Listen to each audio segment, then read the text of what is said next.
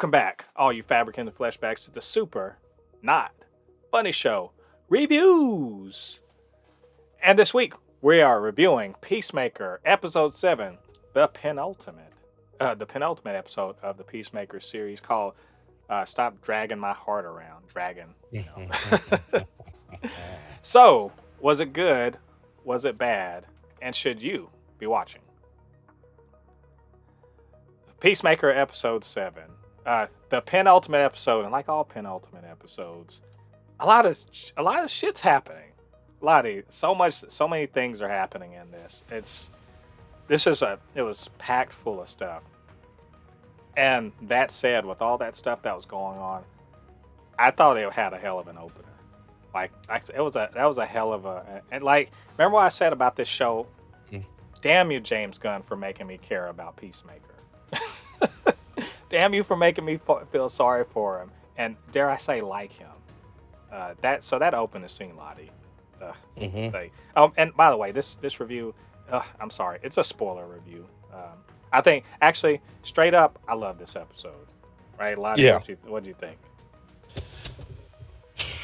Do I want to say it was my favorite episode? I kind of want to say it was my favorite episode. First, I want to just start off with saying, Peacemaker's dad is an absolute piece of shit.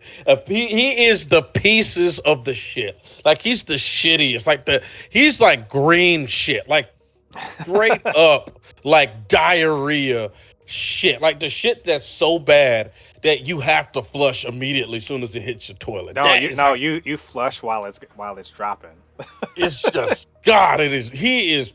There's no redeemable quality. God, this whole time he forced his sons to fucking fight for money. That piece of shit. Then he made Chris feel bad for accidentally hitting his brother, causing oh my fucking God. And the two brothers were just having a good moment just 10 minutes ago. I love that the brother was like, man, fuck white power. This is about rock. And I was like, yeah, man. Okay. You can see the two brothers don't give a fuck about that white power. I mean, they do because it's their dad. But let's just talk about. So Peacemaker's whole deal with his dad comes full circle. It completes that whole little story thread completes in this one, and we see how shitty his dad is because he suits up as the White Dragon, and gets all his inbred ass white supremacist homies to track track Chris down, which is funny to me because clearly Augie Smith he's fucking smart. He's got that awesome thing of armor, he's got all this tech and everything. He's clearly smart, and still, and so he really wants to kill Peacemaker. He wants to kill Chris. He wants to kill Peacemaker, and follows through on it. And then we have all that big thing out on that little highway and in the woods and everything like that. So he's so smart, but he's also fucking stupid. Like, you can fly. Why wouldn't you fly around and look for Peacemaker? But whatever. All is nice and fun. There's a chase and everything. The important part, I think, to me is when they actually finally fight. And I don't know about you, but I was like, oh, kill this motherfucker. As soon as he slapped Eagly down, I was like, oh no, this motherfucker gotta go. Am I right? Like, yeah. He gotta go. Yeah. Oh yeah, he's a racist, all that. But you slap the shit out of Eagly, done. That's like slapping Baby Yoda. You know what I'm saying? Yep. Fuck that guy. And then he tried to do the typical, the piece of shit parent always like to do. Oh, you can't do this because I rule you. You're this and you're that. And for it to just come to an end like that, just a bang. Yeah. And he finally let it go. Finally it was fucked up because he was like, you're not going to kill me. I control you and blah, blah, blah, and all this other stuff. And Peacemaker, knows his dad sucks. And then, he beat his ass. And then, his dad's still just gaslighting him and shit. And then he finally just fucking shoots him. And I was like, I was so happy in that moment. I was like, yes.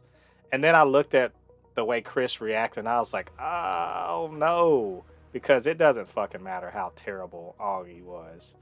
He still had to kill his dad. Yeah, it's still his. Yeah, no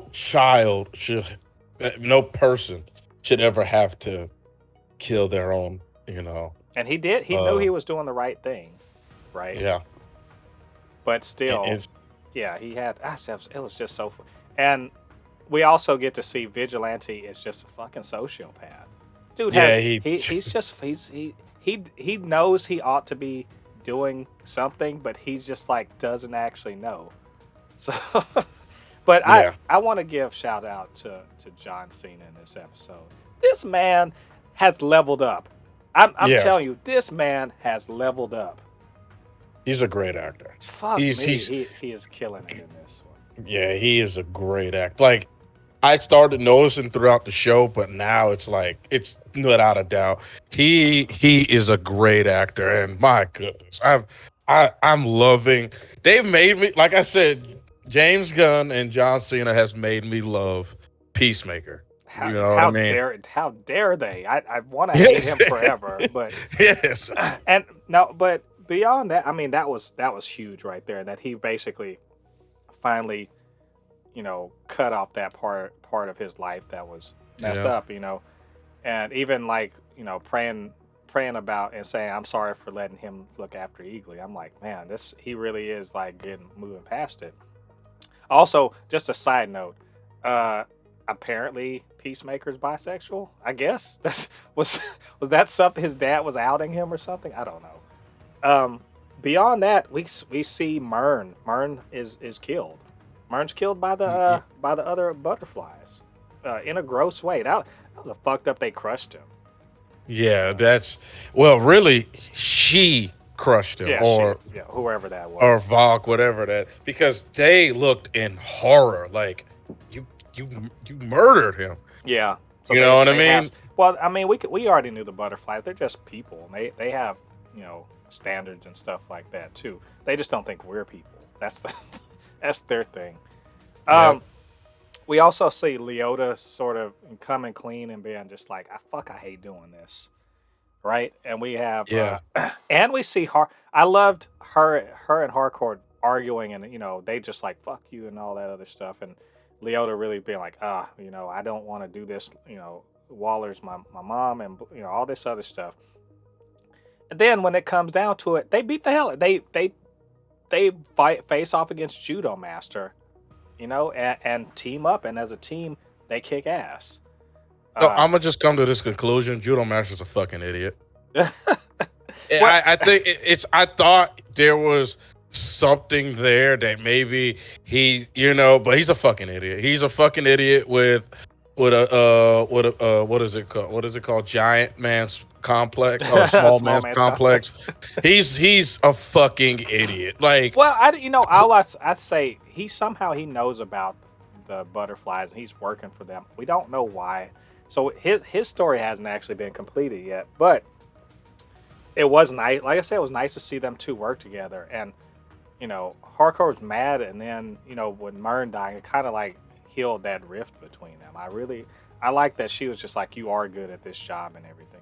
That was really nice, and also seeing Harcourt being a straight badass. Like yeah, I was wondering like, yeah, she went in like that little fight with Judo Master. She wasn't even losing, and she yeah, like literally wasn't losing. I was like, man. So she had a great turn. Like there's just so many really like Economos had a great turn, like mowing those dudes down and shit like that. Like everybody even Vigilante went in and disabled Augie's his armor and everything. Mern, like I said, Mern going out like a soldier, like the soldier he is. Even getting a little death scene, like that little death scene with the butterfly. Like that, there's yep, just so much. There's so, and even when they were trying to, they went to the vet, and then that little scene where they're like, we're gonna go take them out, and their vets were like, yeah, we're going too. There's all this little stuff in here. I'm laughing. I'm just like, I'm feeling sad for Chris. There's just, and this is a fucking great episode. Just yeah, absolutely great. I yeah. I really enjoyed. Like this was like I said, favorite episode. I really enjoyed it. I loved the like you said, the little part of her, realizing, her mom has basically made her do one of the most piece of shit things possible. And she tried to talk herself not into actually like not caring, but she couldn't even keep it into herself. That Mm-hmm. Adebayo, what you just did was meta stuff. And then, of course, one of my favorite parts of the whole TV show is the what's this guy? The guy with the beard. He somehow keeps coming in the clutch. Yes, I mean, yes, he yes. keeps coming. This man Economos, yes. somehow is always in the clutch. Yeah, he was crawling. Then he came back with the machine gun and went ham. I'm just and the one thing I do want to see, like, of the unresolved issue. Obviously, we saw the cow, that big, Pokemon, gigantic Pokemon thing that they were milking. Um, so obviously we're gonna have a showdown there. But more importantly to that, I really want to see how Adebayo can fix the rift between her and Chris, between her and Peacemaker. I really want to Yeah. see that fixed because I like her. She's not my favorite character on the show anymore, but she's really up there. I like all these characters, but I want to see that fixed. And I want to see, this is a redemption arc for Peacemaker. I want to see that come full circle. Yes. And I want to see Vigilante come out of this alive, because I want more Yep. Vigilante. Damn it, I want more Vigilante in the. Yeah, I love it. I like Vigilante. I thought he was gonna die this episode with the part with him blowing, Yeah. detonating the grenade. I was like, oh shit, he just blew himself up. But then when he passed out in the car, but no, he's just being a jackass. That's all it is. Just vigilante, be a vigilante. And Yeah. I do want to make one last shout out. Shout out to the veterinarians ready to put their life on the line for the world. I gotta give them a shout out. They were ready. They were like, "Fuck yes!" That was a good speech by Hardcore. I love that she's leading and everything. So we're just basically we're hyped up for the next episode. I'm completely hyped. And as they said in that, there's no wrong time to rock. So next week is the time to rock. I can't wait. I bet that, you know what?